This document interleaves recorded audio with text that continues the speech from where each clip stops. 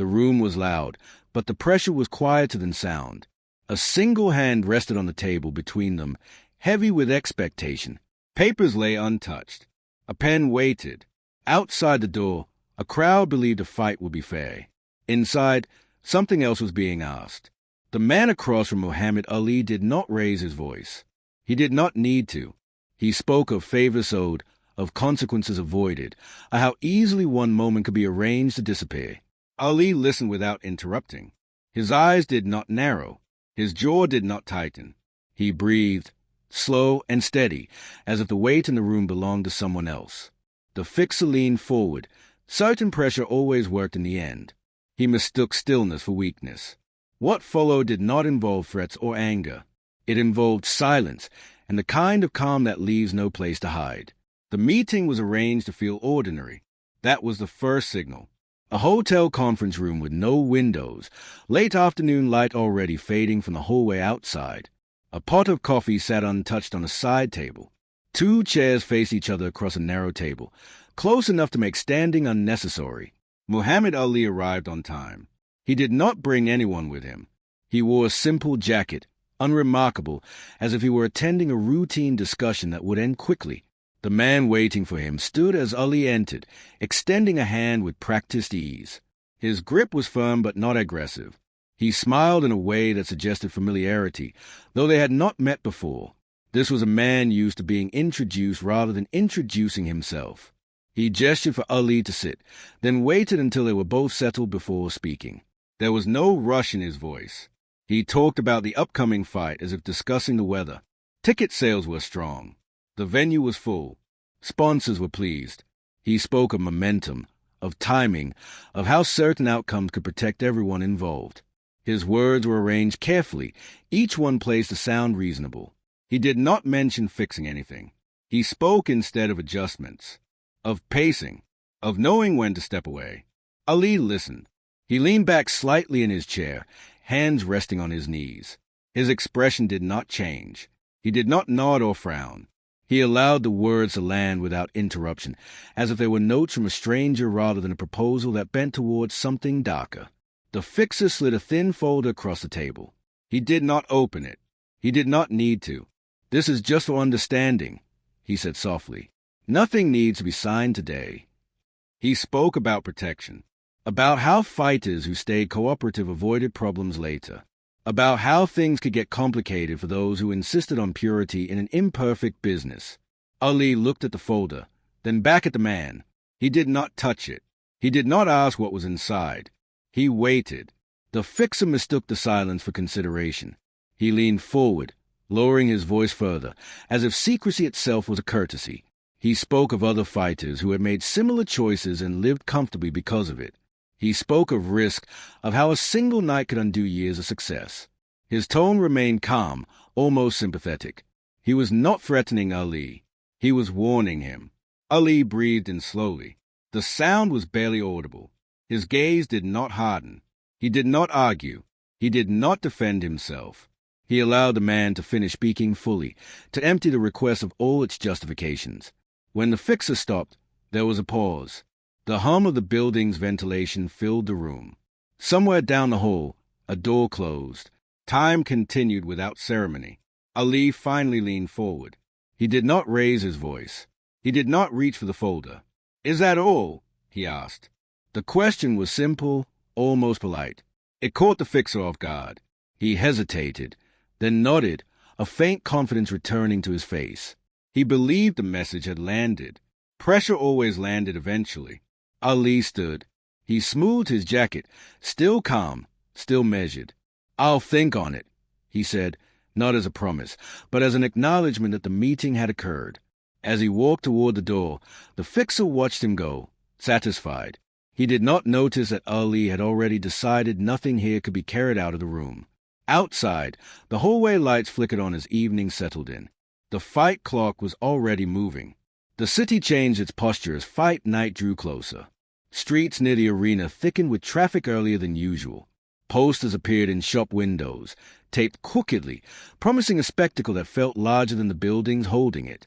Inside the gym, the air carried a steady rhythm, rope against canvas, breath against breath, the muted thud of gloves finding their mark. This was a familiar world to Muhammad Ali. It required no explanation. It asked only for presence. He trained without hurry. Each movement was deliberate, almost gentle, as if speed and power were things that would arrive on their own when called. Those around him noticed the calm. They always did. But this time, it sat heavier, as though something unseen had joined the room and refused to leave. Between rounds, Ali rested on the stool, eyes half closed, listening to the sounds around him. He did not replay the meeting in his mind. He did not argue with it. He allowed it to exist without giving it weight. The ring beneath his feet was solid. It had rules. It had boundaries. Within those lines, there was clarity.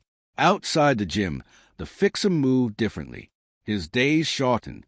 His nights grew longer. He checked in with people who spoke in fragments and assurances that meant nothing once the sun came up. He believed in systems. Systems rewarded compliance and punished resistance. That belief had carried him safely for years. It was not cruel. It was practical. He sent a message through a mutual contact. Nothing direct. Just a reminder that help was available. That arrangements could still be made quietly. The reply never came. Silence, to him, felt like defiance. Ali spent the afternoon before the fight alone. No music. No visitors. He wrapped his hands slowly, carefully, as if the act itself carried meaning. Each layer of tape, each turn of the cloth, grounded him further. He looked at his reflection in the mirror and saw not a champion, not a symbol, but a man preparing to step into a space that demanded honesty. The arena filled in stages, first with staff, then with early arrivals, then with noise that built on itself until it became a living thing. The locker room remained still. Ali sat quietly, head bowed, breathing even. When the door opened briefly and a voice mentioned timing, he nodded once. Across the building, the fixer stood near the edge of the crowd, suit pressed, expression controlled. He had positioned himself where he could be seen if needed, where proximity might still communicate expectation. He told himself this was precaution, not pressure. Ali walked the corridor toward the ring without looking left or right. The lights grew brighter. The noise sharpened. He did not change his pace. The ropes waited. The canvas waited. Everything else faded. As he stepped into the ring, the fixer felt a tightening in his chest. Something about Ali's stillness unsettled him. There was no sign of negotiation, no hint of compromise, only readiness. For the first time, the fixer wondered if he had misjudged what kind of man he was dealing with. Not stubborn, not reckless, but anchored in something that could not be moved by consequence. He had learned early that stillness was dangerous. In his world, motion meant control. Deals moved, money moved, people moved when told. The fixer did not come from chaos. He came from structure. He had grown up watching men survive by reading rooms before words were spoken, by understanding which silences were invitations and which were warnings. He learned that pressure, applied gently and early, prevented disaster later. He told himself this was no different. The fight was not personal to him. It never was. Fighters came and went, names faded, belts changed hands. What mattered were the currents underneath, the investors who expected predictability, the networks that needed clean storylines, the fragile confidence of men who believed control was the same as safety. When outcomes strayed too far from expectation, people panicked. Panic ruined systems. Systems, once broken, did not forgive. He had stepped in to prevent that before. Quietly, successfully. This time, the request had felt reasonable. Not crude, not greedy. He was not asking Ali to lose badly or humiliate himself. Just to drift, to let the night end sooner than planned, to protect everyone involved from volatility. That was how he framed it to himself. Protection, not corruption. But Ali's silence stayed with him. Not resistance. Not outrage. Silence. As the hours passed, the fixer replayed the meeting in his mind, searching for leverage he might have missed. Ali had not argued. He had not threatened to expose anything. He had not tried to negotiate. Those were the usual responses. Silence suggested something else. Certainty. The fixer remembered his father, a man who believed rules were written by those willing to enforce them. Morality, His father used to say, is a luxury when stakes are high. That lesson had carried the fixer far. He had never seen it fail. People bent when enough weight was applied. Even principled men adjusted when consequences became real. Yet Ali had not asked about consequences. In the days leading up to the fight, the fixer felt the pressure shift. Calls went unanswered. Assurances sounded thinner. The system that usually responded smoothly began to hesitate. Not openly, but enough to be noticed. It was as if Ali's refusal to engage had disrupted an unspoken rhythm. He attended the weigh-in, standing back from the cameras. Ali's demeanor was unchanged, calm, focused, almost detached. The fixer watched closely for signs, nerves, defiance, arrogance. He saw none, only presence. That unsettled him more than anger ever could. The fixer justified himself again. Fighters were protected when they cooperated. Careers lasted longer. Injuries were minimized. He told himself Ali was being naive, clinging to an ideal that did not survive contact with reality. He even felt a flicker of concern, not for himself, but for what might happen to a man who refused to bend. On fight night, seated near the ring, the fixer felt exposed in a way he had not anticipated. The crowd roared, unaware of the invisible machinery that usually guided nights like this. He had expected real assurance by now, a glance, a signal, anything. Instead, Ali remained unreadable. As the fighters were announced, the fixer realized something with a clarity that tightened his breath. This was no standoff for power. It was a collision between control and conviction did not negotiate. The confrontation did not arrive as a scene. It arrived as a tightening. Ali stood in the ring as the crowd settled into a restless hush between rounds. Sweat traced slow paths down his shoulders. His breathing remained steady, unhurried, as if the noise around him passed through rather than into him. From the corner of his eye, he noticed movement near the apron. Not dramatic, not urgent, just close enough to be intentional. The fixer had not planned to be seen. He had planned to be present. He leaned in toward a man who leaned toward another, a quiet chain of proximity that ended near the ropes. A word here, a look there, nothing overt. The kind of pressure that pretended it was coincidence. Ali did not turn his head. He did not react. He continued to rest against the ropes, eyes forward, listening only to his corner.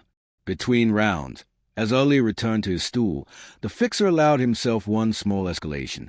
A nod, brief, controlled, a reminder, the kind of signal that usually carried weight. Ali did not return it. The absence of response felt louder than refusal. The fixer felt heat rise in his chest. He had calculated for resistance, for posturing, even for anger. He had not calculated for dismissal without contempt. As the next round began, the fixer leaned closer, closer than he should have. He did not speak. He let his presence do the work. In his experience, men felt eyes before they heard words. Men adjusted when watched. Ali moved freely. His feet traced familiar paths across the canvas. He did not rush. He did not stall. He fought as he always did, present, attentive, precise. Nothing was forced. Nothing was given away. The fixer felt something shift inside him. This was not defiance. This was indifference to pressure. At the break, Ali returned to the corner. As water was offered and instructions murmured, the fixer finally spoke. It was not loud. It was not threatening. It was almost respectful. Still time, he said, just loud enough to be heard. Ali turned his head then. Slowly, he looked directly at the fixer for the first time that night. His expression did not change. There was no anger in his eyes, no challenge, just acknowledgement. Ali held the gaze for a moment longer than necessary. Then he looked away. That was all. The fixer felt his confidence falter. He had expected words. Negotiation lived in words.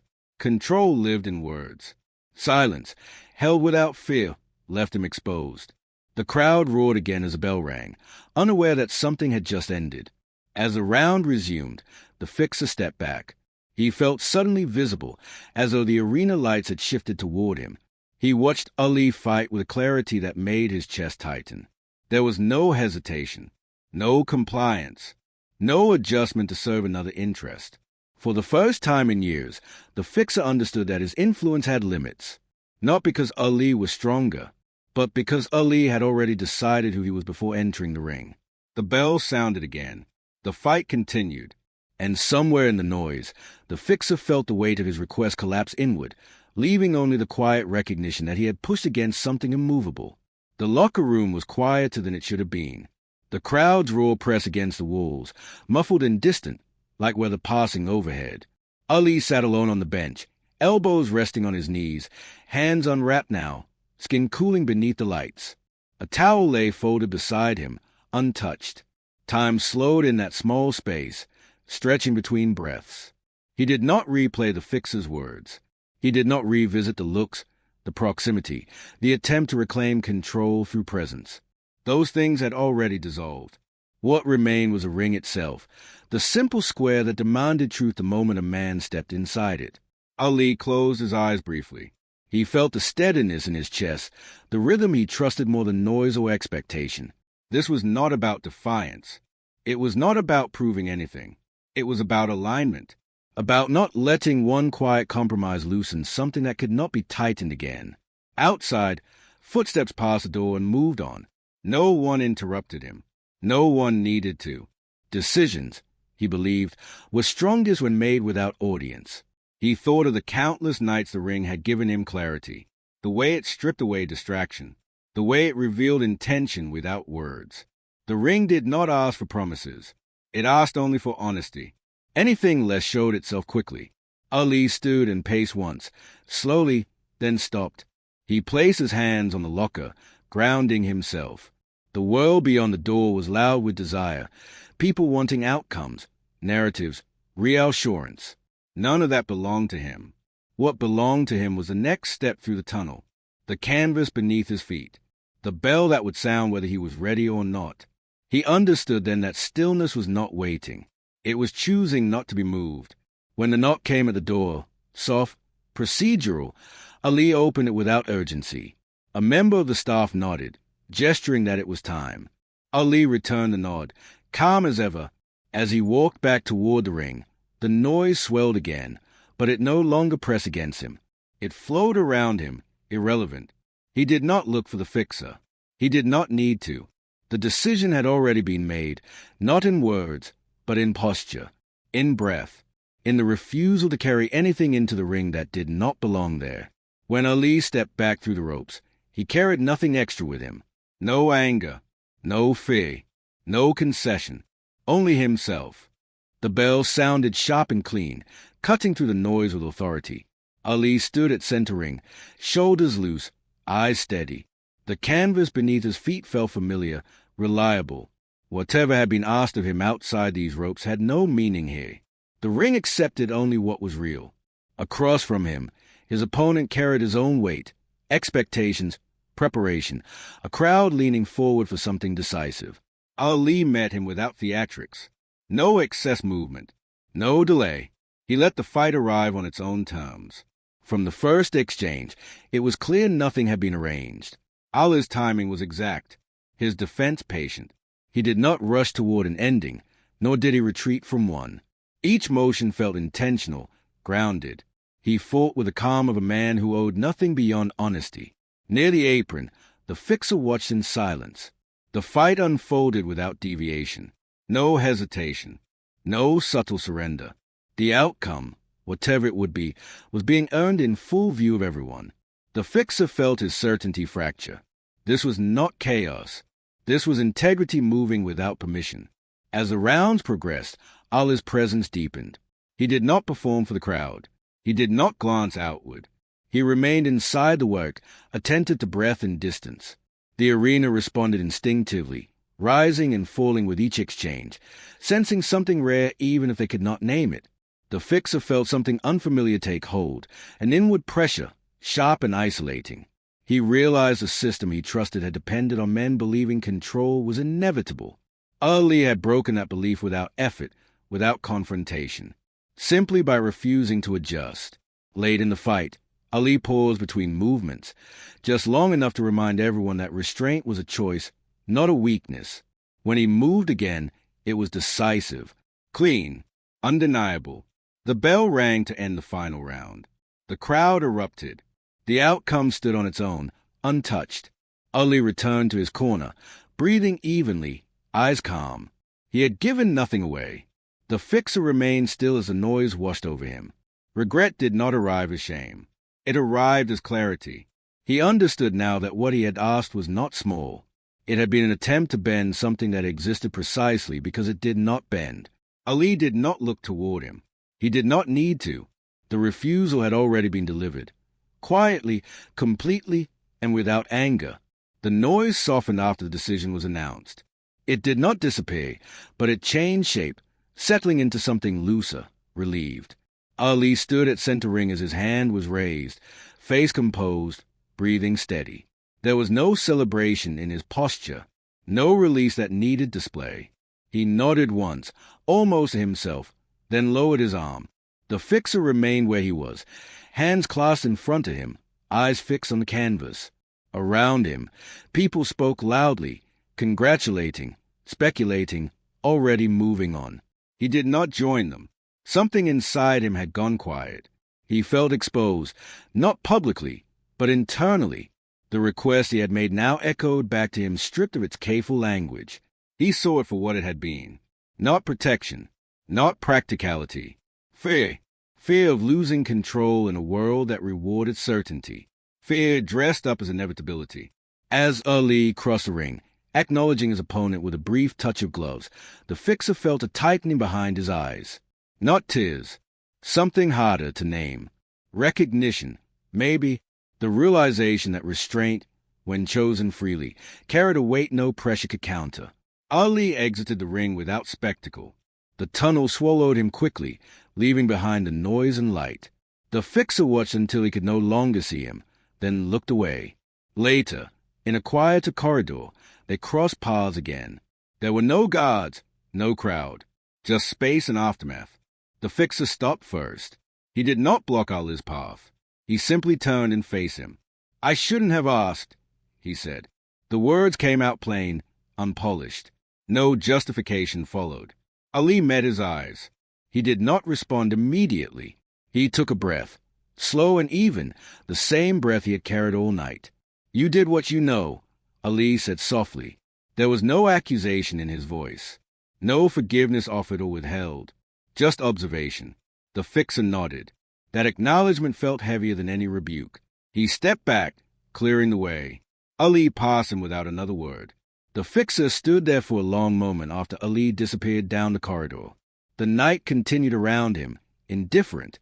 Deals would still be made. Systems would still grind forward. But something fundamental had shifted. He understood now that not everything strong needed to dominate. Some things endured precisely because they did not. When he finally turned to leave, he carried the memory with him, not as punishment, but as a boundary he had crossed and would not cross again. The arena emptied slowly. The ring was dismantled piece by piece. By morning, there would be no sign of what had happened beyond statistics and headlines. But for one man, Stillness had redrawn a line that could not be erased. Ali had already moved on. Morning arrived without ceremony. The arena stood quiet now, stripped of banners and cables, the ring dismantled and carried away in sections. What had filled the night with noise left behind only scuffed floors and the faint smell of sweat and metal. The city resumed its routines as if nothing unusual had occurred. Ali was already gone. He left early, before interviews and retellings could gather shape.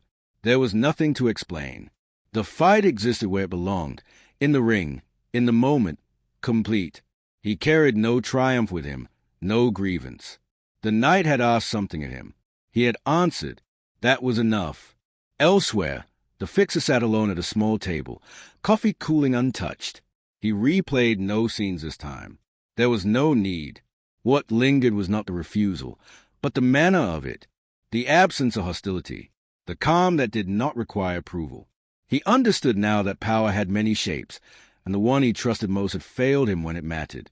He moved differently in the weeks that followed. Not dramatically, not publicly, just enough to be noticed by himself. He declined certain conversations, let some expectations dissolve without resistance. He did not become principled overnight. He became cautious, of overreach, of assuming every man could be bent. Occasionally, he thought of Ali, not as a champion or symbol, but as a presence, someone who had entered a system, recognized its pressure, and chosen not to absorb it. The memory did not accuse him. It simply remained. Ali returned to training. The gym welcomed him back without comment. The routines resumed. Rope, canvas, breath. The ring offered its familiar clarity again. Nothing had been lost there. If anything, something had been preserved. Time passed. The fight became a reference point, then a footnote. New events crowded it out. But beneath the surface of outcomes and arrangements, a quiet recalibration had taken place. One request made, one refusal given, one stillness held. The ring remained what it had always been, a place where truth showed itself quickly. And somewhere beyond it, a man learned that not all pressure produces movement. Some pressure reveals what cannot be moved at all.